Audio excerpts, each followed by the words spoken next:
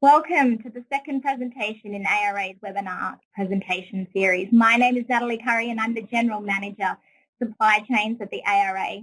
Firstly, I'd really like to begin by acknowledging the traditional owners of the lands of which we meet. For me, this is the Ngunnawal people, and I pay my respects to elders past and present. I'm really pleased to introduce our webinar presenter for today, Mr. Stefan Sanders. He's our Principal Rail Advisory Leader, who will be presenting on the key findings for their Future of Rail 2050 publication. Stefan's presentation is titled Future Rail, the Transformative Power of Rail and What Changes After COVID-19. Stefan will provide a better understanding of the trends occurring in rail and how the Australian rail industry should plan, invest and advocate in order to maximise the success of the sector and the domestic supply chain, ensuring the efficient movement of goods and passengers. Stefan is a very experienced and commercially focused consultant with extensive global experience in developing strategies, business cases, restructuring and reform. He has nearly 30 years experience acquired across 4 continents.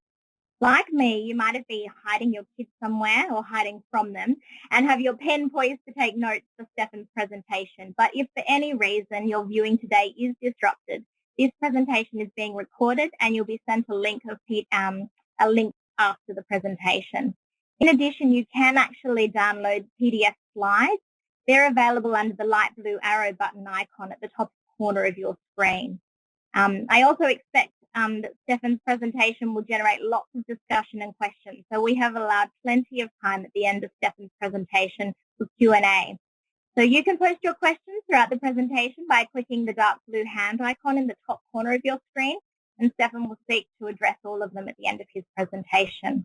Now, this webinar is live and interactive, so if you experience technical issues during the webinar, please dial the Redback support team, whose number is listed at the bottom of the page.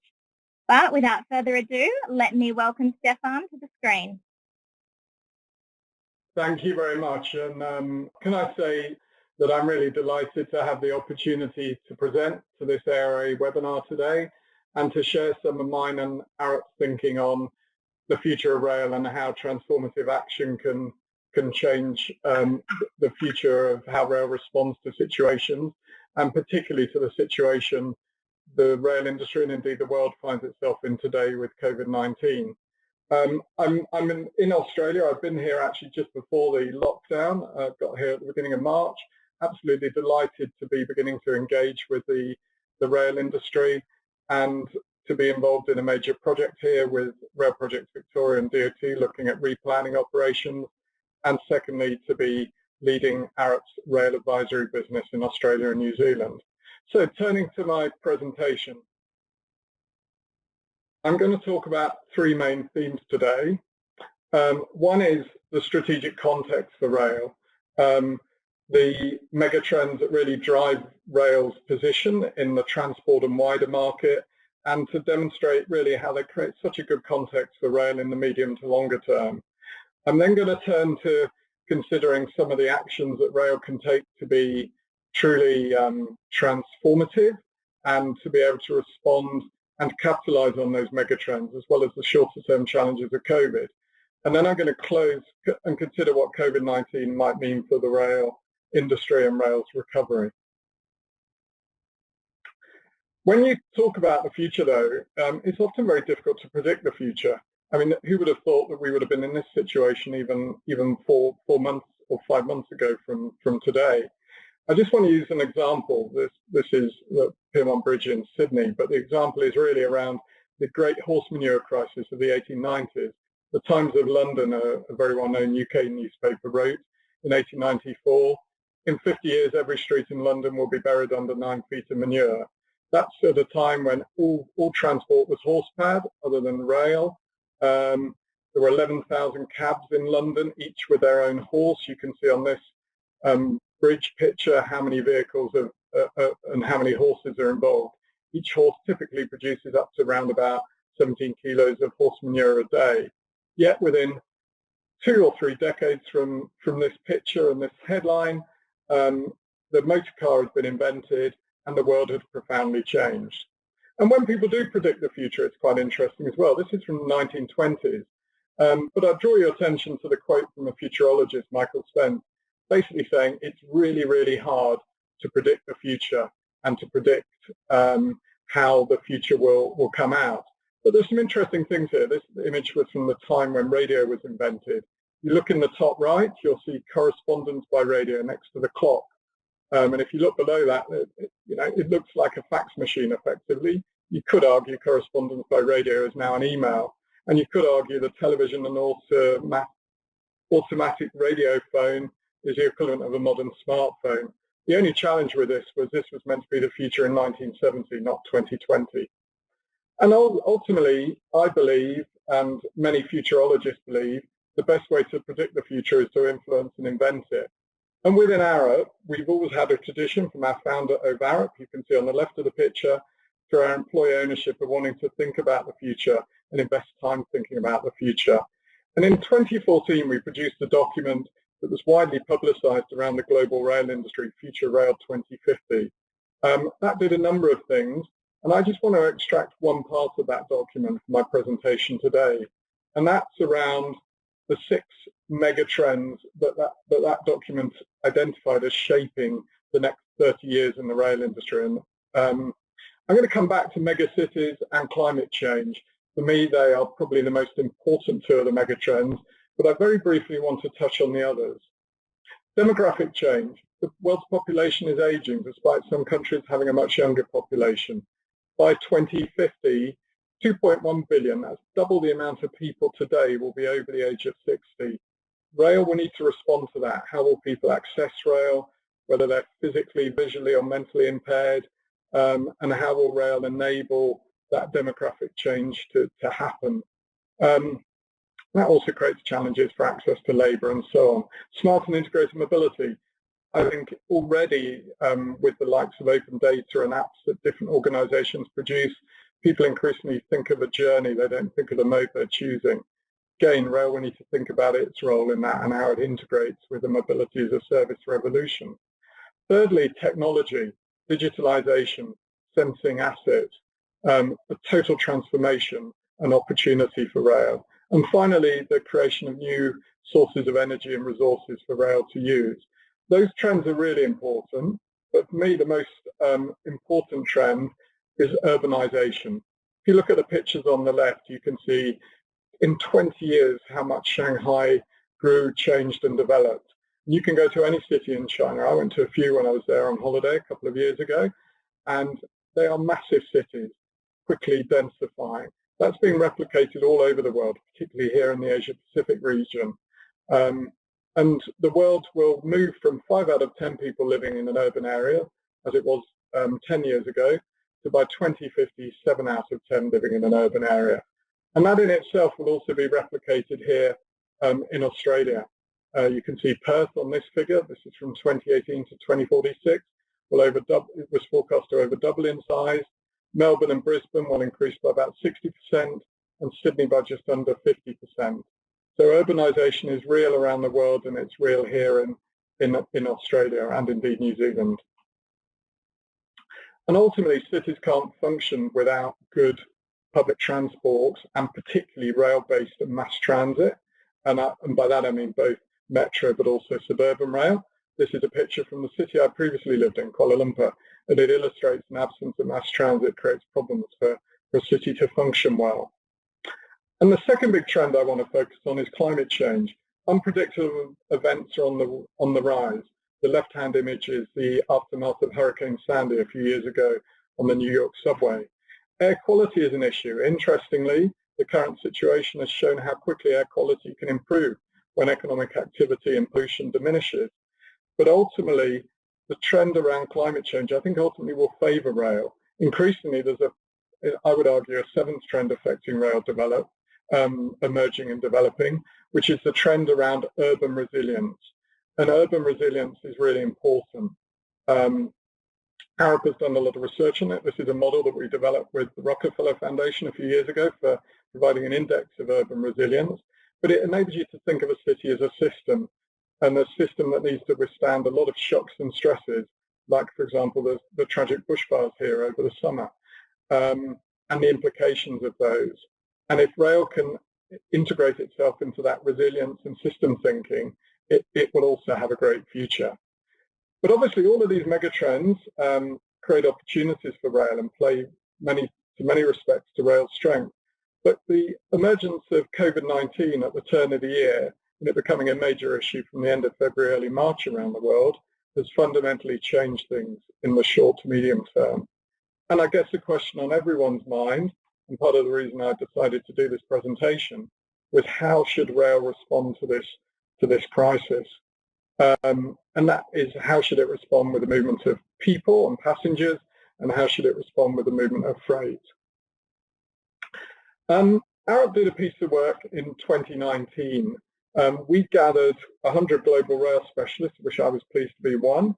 They were a mix of Arupians, but also people from our clients and stakeholders all around the world. We have people from every continent, I believe, involved in this. And we discussed and debated a number of issues between ourselves. And in that, we didn't want to focus on trends because we'd produced a document on trends 6 years ago. We wanted to focus on what could rail do to be truly transformative, and therefore what were the groupings of actions that rail needed to run through to deliver that. And what I want to do in the context of those megatrends, but also in the context of the situation we're in today with COVID-19, is to briefly present the findings.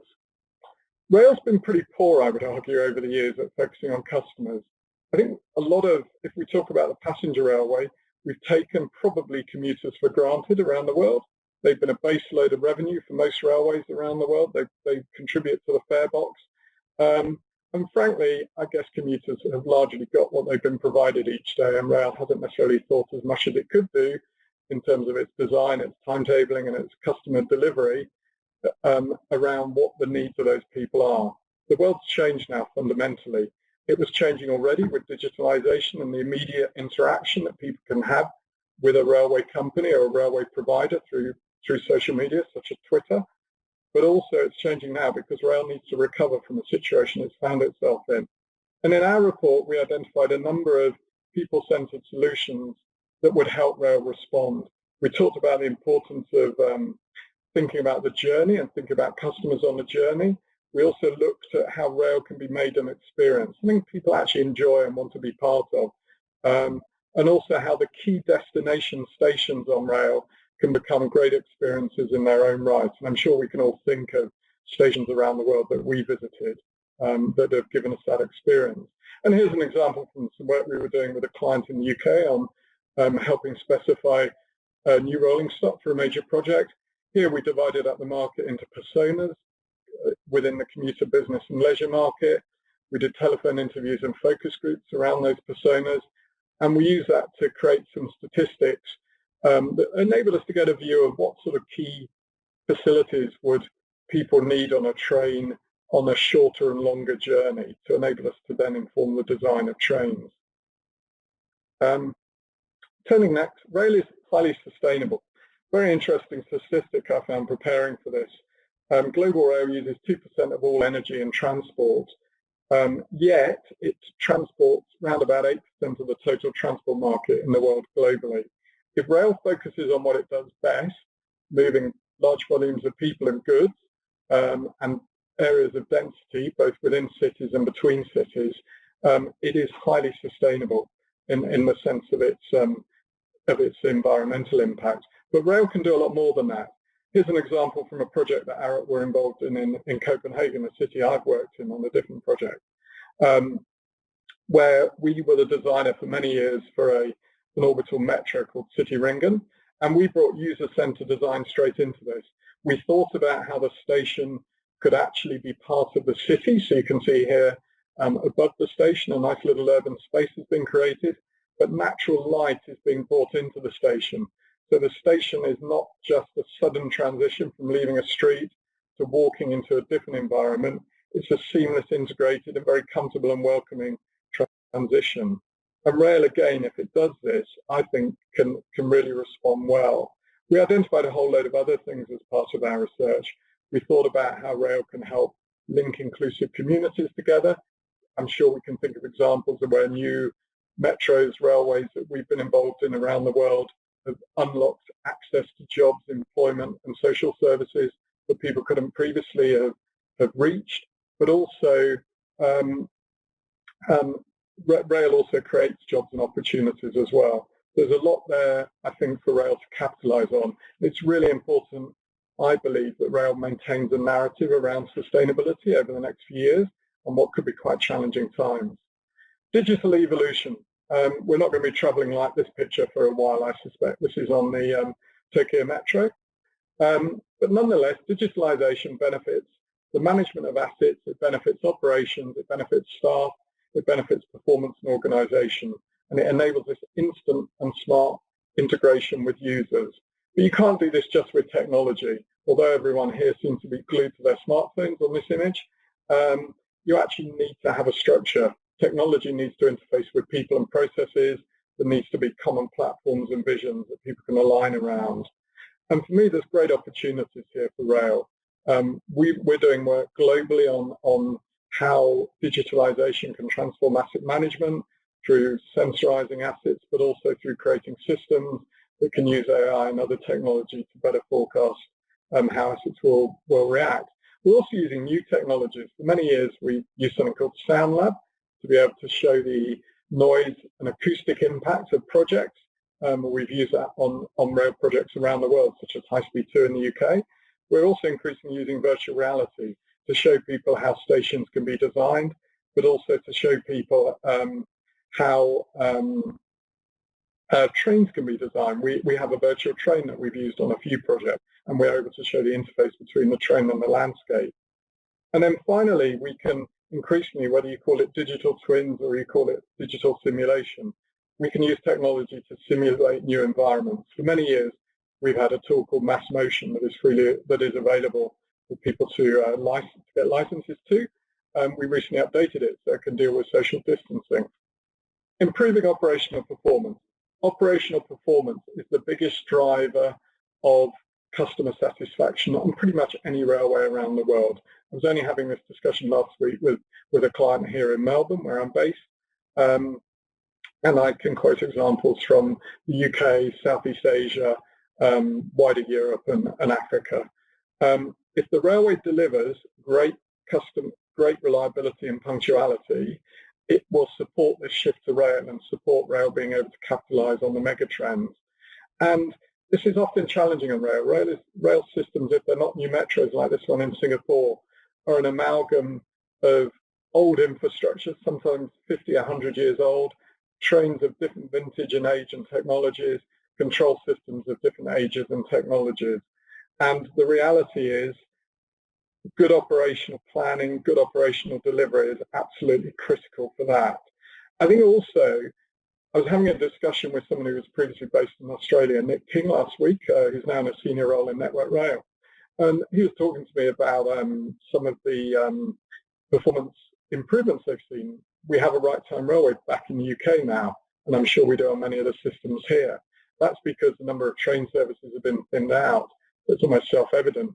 But what's been really interesting is all the rules and assumptions that have been used for planning the railway have been found with this much, like sectional running times, have been found with this new lower density of operation railway to be absolutely true. And the challenge is actually the timetable that have been put together may not have been able to cope with the demand and the resilience it needed to deal with that demand. There's an opportunity to now, perhaps if rail demand does drop a bit, to use that released capacity to better plan and better operate our rail system and timetables. And then finally, and just briefly, I want to touch on financing and funding. Clearly, the short-term issues, I don't want to belittle that. Rail organisations around the world are seeing an absolutely significant, even catastrophic fall in fare box revenue. And undoubtedly, as in any major economic downturn, economic stimulus, Keynesian economics will come in, and infrastructure will have a rosy future, I think, in the world of economic stimulus. But I think, if one thinks about the future, railways are always going to be publicly funded. 70% of all rail infrastructure in Europe is publicly funded. But private schemes like this one, this is Canary Wharf Station on Crossrail in the UK. Entirely, although Crossrail is a public project delivered by the public sector, this station, other than the tunnels that connect to it, was entirely financed by the Canary Wharf Development Corporation. It has a retail mall in it, it has a whole load of things to help finance it. And this amalgam of public and private contributing to projects in the right way, I think is quite interesting for the future. So, what's changed with COVID-19? Fundamentally, travel has almost stopped in a lot of the cities of the world. The bar chart on the left is really interesting. If you curse your way down it and you look round about the 6th and 8th of March, you'll see at that time in London, everyone, this isn't rail, this is all movement, everyone was pretty much moving as normal. Only 2 weeks later, around about the 20th to 22nd of March, we were down to 20% of people. By the 24th of March, we were below 20%, probably around about 16%. So travel has really declined significantly as either enforced work from home or other changes have occurred. And aviation globally, as we're very aware here from the stories around Virgin Australia, but also around Qantas having to reduce staff numbers, has fundamentally come to a halt. And we're all doing this. I'm at home today. I'm sure most of you are at home today. We're all engaging through Zoom, Teams, and all sorts of other media with our colleagues. So we're getting used to virtual working, albeit in a world where everyone is, or most people are working virtually.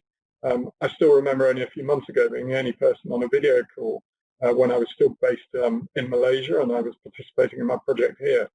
And that is often a lot more difficult. But nonetheless, we're getting used to virtual working. So what does this mean for recovery? Colleagues in my old team in London did some research recently and postulated 3 scenarios. I just want to briefly touch on them. The first one in red on the left is a kind of long-term lockdown, maybe to the end of 2020. Everyone gets used to working from home, and it takes a long, long time then for the rail industry to recover. And it never really recovers because behavioural change becomes embedded. I think that's unlikely, and it's quite an extreme scenario.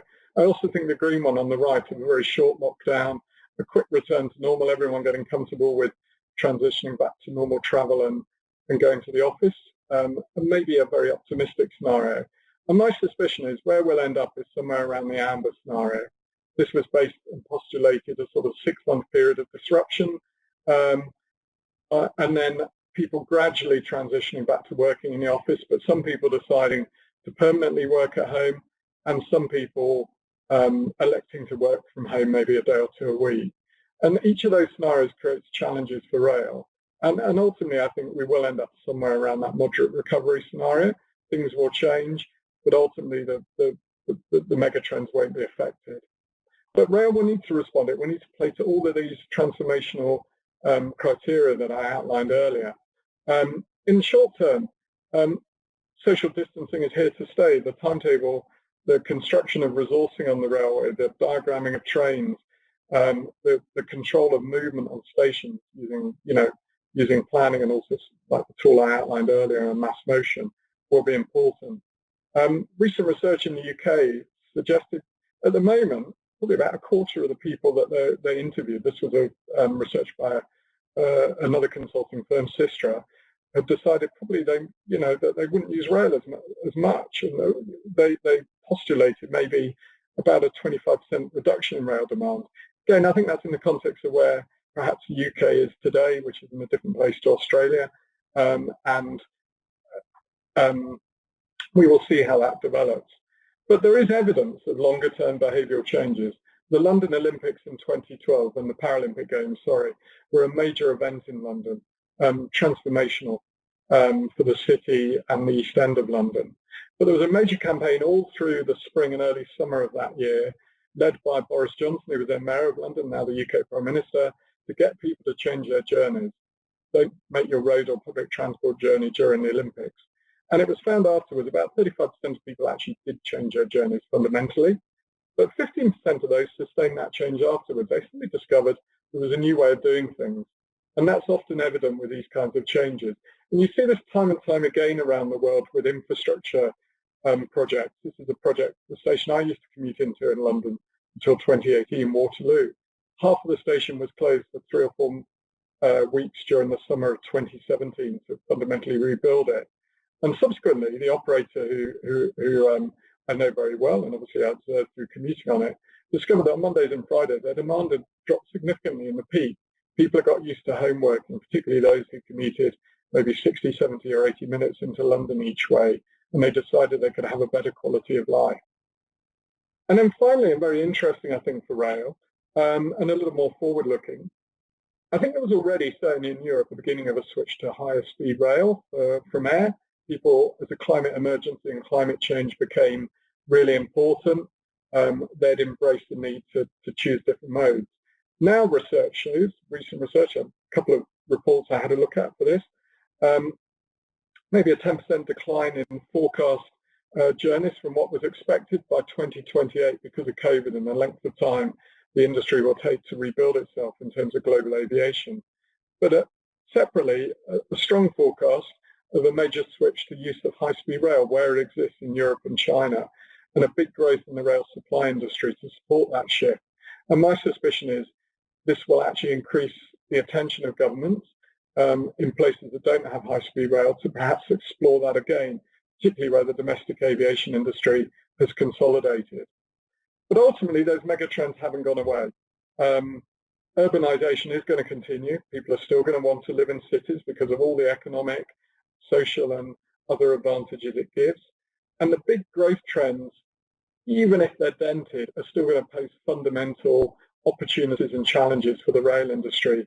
Here in Melbourne, peak hour demand has grown by 60% since 2004 on the Metropolitan, the MTM network. Regional demand on the V-Line network has tripled over that period. That's all because development or population growth has moved further out of the city. So even if future forecast trips into the city around about 10 million additional by 2051, even if that was dented by 10, 15, 20%, or maybe even a bit more, there's still a major challenge for rail to ultimately respond to. And I just want to close by considering what does this mean for rail, coming back to those transformative changes. I think the response to COVID is just going to increase, and very welcomely increase, this customer-centric approach. And it will be important not only in design, but in the way we handle timetables and change in rail, and the response to COVID to be much, much closer to our customers than we've ever been. I think it'll be important rail keeps promoting sustainable credentials. Ultimately, there will be competition for funds once the economic stimulus is over, and it needs to secure short-term funding to survive. There's an opportunity, as I highlighted earlier, to really improve operational performance. If actually rail demand will drop a bit, how can the rail timetable be restructured and reformulated to be more resilient and to actually deliver a better service? How can we accelerate digitalization, and how can that align with that change? And then we have this switch to high-speed rail that I just outlined. And I want to leave with a positive note before I switch to questions. The poster on the left is somewhere between 1918 and 1920. It's from a factory somewhere in the USA. You can see on there very similar themes to the current health advice coming out from the government here in Australia. The world did get over Spanish flu, as it will get over COVID. The important thing for rail is that it really focuses on being very aware of the trends that lend to its strengths of density and volume. And secondly, really bearing in mind these factors around improving performance, digitalization, focus on customer, and maintaining its sustainability credentials. So on that note, I'd like to thank you for listening to me. Apologies for the small disruption at the start, that wasn't expected. And I'll hand back for questions.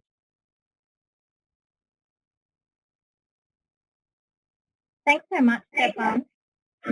We have received a number of questions on the Question Manager page. So let me start off with the first one from David. David's asked that there's some discussion about the commercial desirability of having 2 domestic airlines in the post-COVID-19 world. Should this time of transport industry disruption be the trigger to look again at the competition, as whether the competition should be airline versus airline or airline versus high-speed rail between our major East Coast cities? What do you have to say to that, Stefan? That's quite a loaded question. David is a colleague of mine, so I expect a question like that from him.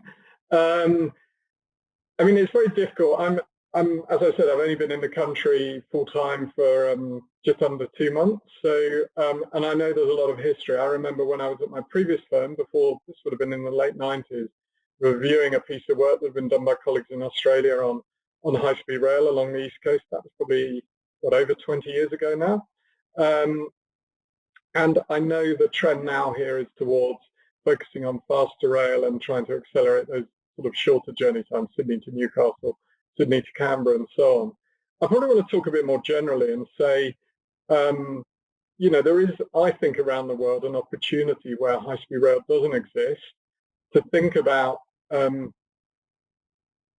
if you're going to have to rebuild a competitive domestic aviation industry, and where that domestic aviation industry is absolutely essential for connectivity because distances between cities are reasonably significant. And there are examples of that obviously here on the East Coast, but also in other countries where I used to live in Kuala Lumpur. The on-off nature of high-speed rail link between there and Singapore was another example.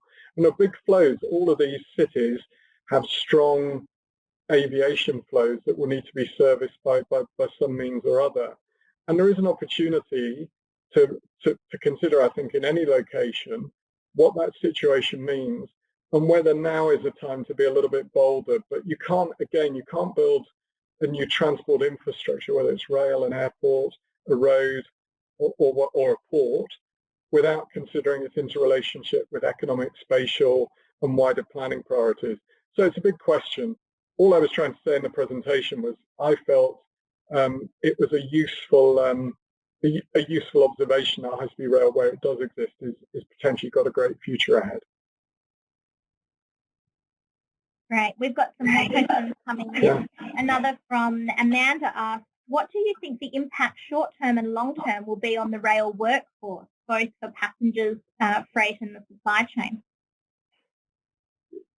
Yeah, that's quite an interesting question. I know back in the UK, Transport for London have laid off staff. I'm assuming across all their modes, bus and well, buses mainly run by others, but certainly for the tube. And they have very real funding and financing challenges. Again, it comes back to the point I started with, my slides around futurology and the difficulties of predicting the future.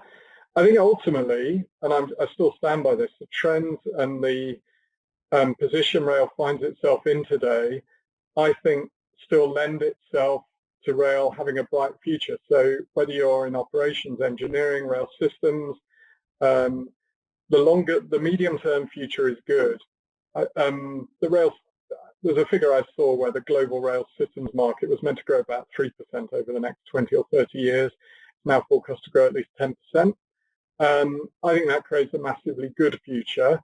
I think there is a short-term challenge to how, particularly the operations rail is funded, how you manage your way through a period of effectively economic hibernation that most of the world is in at the moment, and how that recovery pans out. And I think it's a little too early to make a definitive statement on that. Clearly, there's a whole load of other issues around health and well-being and safety of the workforce as well, which I wouldn't want to belittle. But ultimately, I think the long-term future is still strong. Great. And a question from Poe is, would COVID influence the design of rolling stocks, do you think, in the future as social distancing and cleaning requirements change? That is interesting. Again, I'm actually reading a history. I'll give you a bit of an anecdote of the Spanish flu at the moment. I'm quite interested in the history, and it seems an opportune time to read it. And there's a lot of parallels with actions that governments took during that pandemic around making sure on trains and in theatres and other things where they were proactive, that they put social distancing in place. And that lasted for a while, as I understand it, afterwards, but then gradually everything returned to normal. I think it kind of depends on your view of how long a normal world of, if you like, living with COVID rather than the world we have at the moment where we're sort of shutting ourselves away from COVID occurs.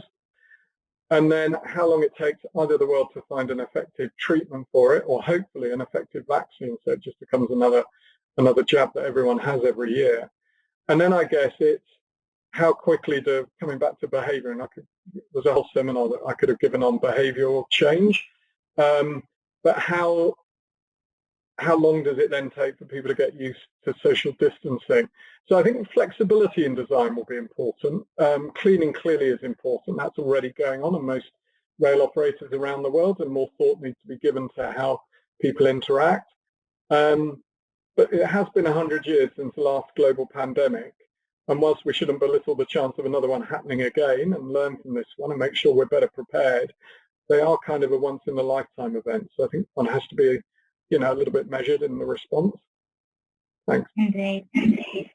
So Richard asks, do you see a place in the near future for fuel cell regional and interstate trains here in Australia to reduce running costs and improve financial efficiency? Potentially, yes. I think there's a few bits to that, if I might break it down. I think there's potential for all sorts of different technologies to enable future train operation. Arup around the world is doing a lot of research on the use of hydrogen, not just in rail, but in other transport sectors. We did projects here. We've done a big project in New Zealand, as well as we're now doing a big piece of research for the rail industry in the UK. And hydrogen, perhaps something that clean hydrogen, not dirty hydrogen, has a great and sustainable and good environmental credential for the future. My guess is this will be an evolution, not a revolution. I think there's a great future in the world for hybrid trains. I've been amazed how quickly hybrid technology has emerged on rail. Back, in a number of countries, including the UK, there are now trains running that can run to the end of an electrified railway and then switch to diesel power, because that's the easiest technology for them to use at the moment. There's no reason why that couldn't become fuel cell, hydrogen, or some other form of power in the future. I do genuinely think we will see less overhead line electrification as these new technologies emerge. But I think, again, there will be profound changes over the next 5 years. Indeed. Susan asked, what are the main areas where different rail organisations could benefit from collaboration and adopting technology collectively? So which areas would benefit from increased interoperability in Australia? Yeah, that's interesting. Interoperability was a big issue within the EU, and I think, the creation of common standards that rolling stock has been designed to, and there are similar other standards around the world, has helped, because it enables particularly the manufacturers to develop common technical platforms. So for me, I think, yes, the idea of having a common set of standards, and forgive me, I'm not over the exact approach here yet that is used for that, but having a common set of standards that the supply chain can respond to is enormously effective. So they're not having, and it's complicated here, I know, because each system and each state has quite a different system. But having those common standards that are used around technical standards, I think is a really important development. It has been one of the successes of the European Union over the last decade or so. Thanks.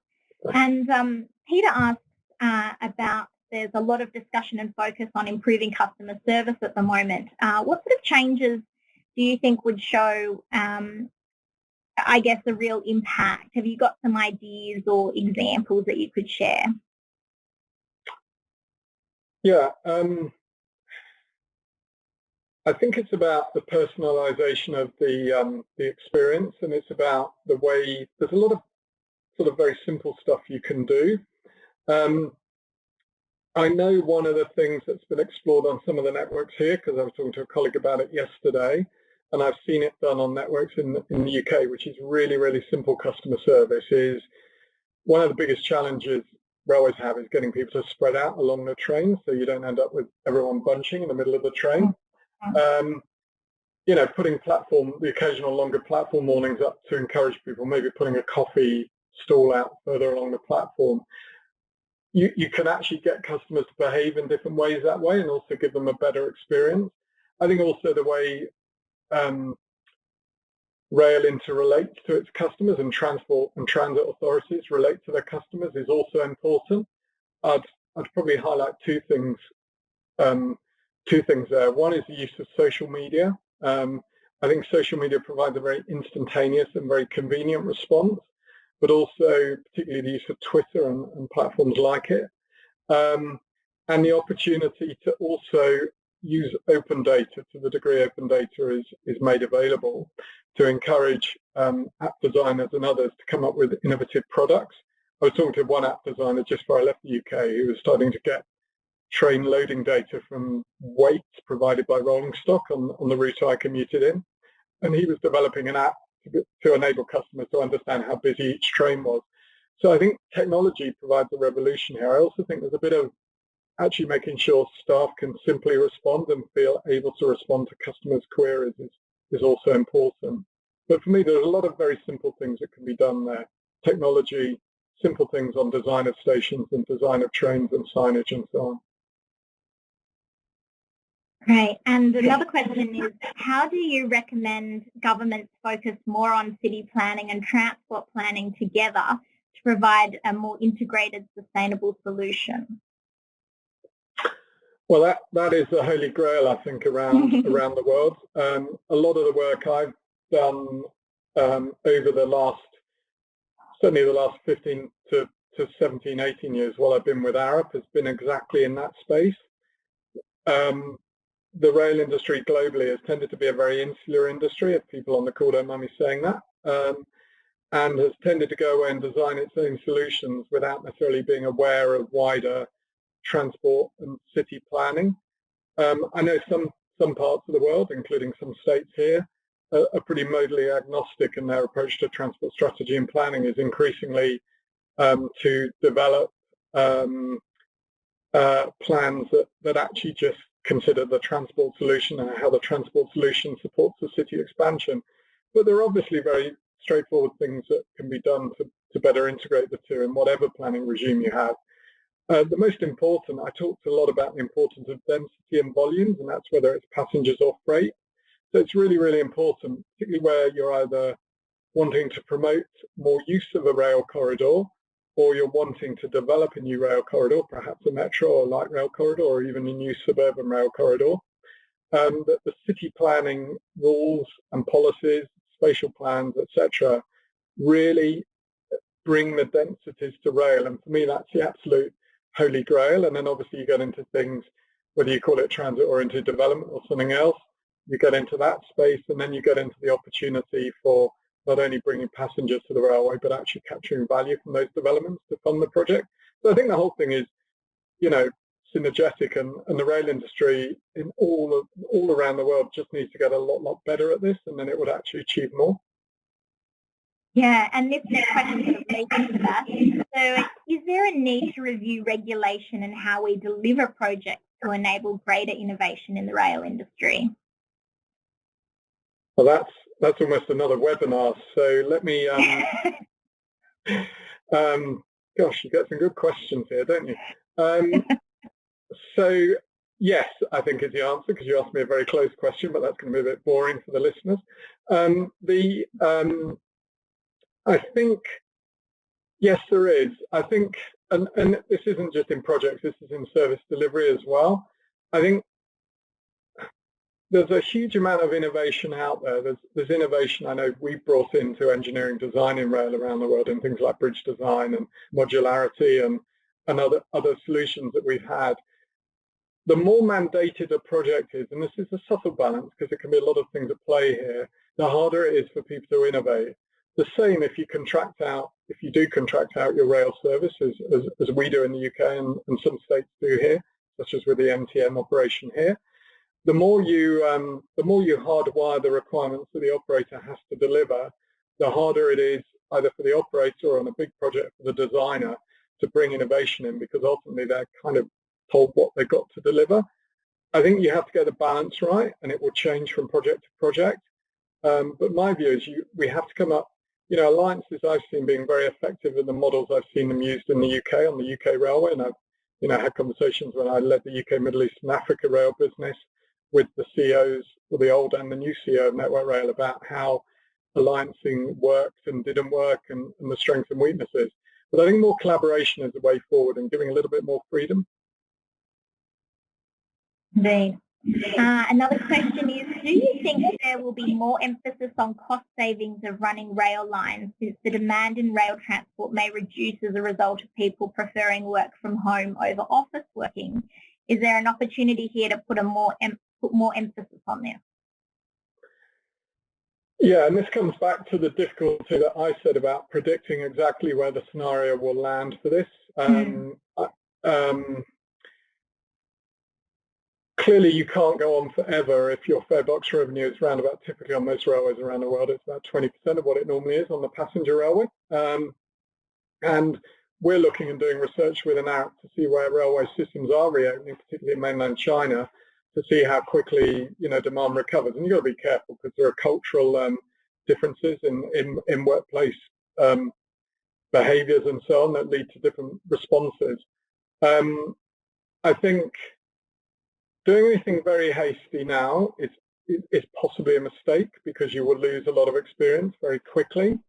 There will clearly, though, at some point, once the actual recovery trajectory is understood, and as I said in my presentation, I think I acknowledge probably rail demand, although it will continue to grow, driven by macro trends such as urbanisation and the growth of our cities, both on the west and east coast here in Australia, but also with our colleagues in New Zealand. I think ultimately there will be opportunities to reprofile resources and to become more efficient and to use some of those released resources to do different things. But I think we're only a few months into this, so it's quite dangerous to make further predictions at this stage. But clearly, efficiency has to come into it. Efficiency has always been an issue, and then it depends what the levers are that you can pull around efficiency and how much flexibility you have and how IR works and doesn't work to enable that to happen.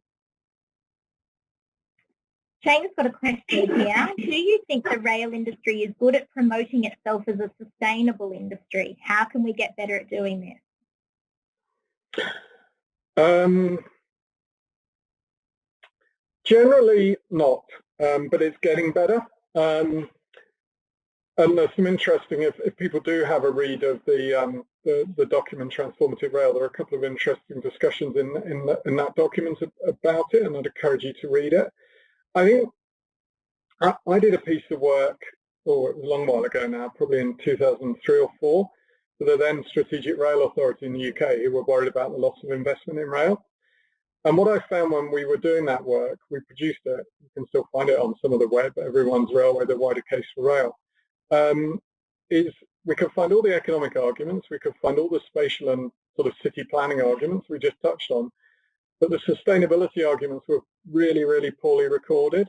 And I think, again, through trade entities, through collaboration between organisations, the rail industry could put out a much better narrative around this, using that figure I quoted, which I wasn't aware of before. 2% of transport energy comes from rail, yet it accounts for 8% of transport passenger and freight movements.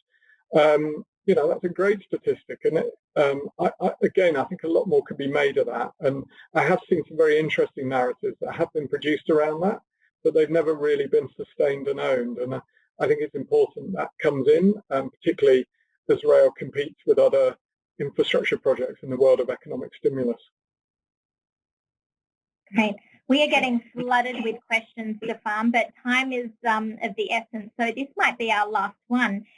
From Richard, do you think that COVID-19 will increase the level of true rail privatisation in our sector due to increased capital demands by governments? Well, of course, then it depends. My challenge back to that question is it depends what you mean by rail privatisation. It's a term that's often people, and I used it actually in my introduction. We talk a lot in the UK about rail privatisation, but we didn't ever really truly privatise the railway. What I think it does do is, and I think there's two levels to this. There's a level I hinted at when I was talking about the opportunities around funding and financing, so have a more transformative approach to getting rail projects moving. And I think the opportunity for the private sector to contribute to either the funds needed to generate projects, such as through mechanisms such as value capture and potentially even funding part of the rail infrastructure themselves, the example of Canary Wharf I used. And then you get into, well, you actually take some projects and say, rather than the government providing all of the capital costs, do we create some kind of PPP vehicle? And there are lots of models that, you know, again, I could talk through at some length on that. But I think the world will have to explore that, because ultimately, whilst we all talk confidently of economic stimulus and infrastructure, you know, at some point, the reality of the amount of money governments have had to spend over the economic cycle of effectively keeping the world afloat will continue, will come home to roost, rather. And I think, again, there will be a reevaluation, but you have to be very careful with PPPs. You have to get the structure right, the risk and reward right. You have to be clear what everyone's responsibilities is. So I don't think that's necessarily an immediate quick fix, but it may come in the medium term. Thanks, Stefan. And thank you, everyone, for posting all of your questions. I am sorry we can't get them to all of them today. I just want to wrap up this webinar by saying thank you so much, Stefan, for that thought-provoking presentation of ideas. There's a lot of things for industry to consider in preparing for the future, certainly a lot of challenges, but a lot of opportunities with that. As I mentioned to everyone listening earlier, this presentation is available. We will send you a link to that after we finalise today's webinar, and you can also download the PDF slides. You will also be sent a short feedback survey, and I really encourage you to participate in that.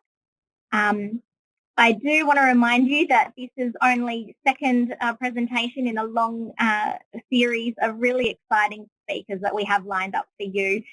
Please make sure you register for upcoming webinar series. Next Wednesday, we hope that you'll join us for a webinar with Sue McCary on the role and current rail safety issues from ONSA, including the response to the COVID-19 pandemic. But thank you again, Stefan, for your presentation, and thanks to everyone for your participation in today's webinar. Please stay safe.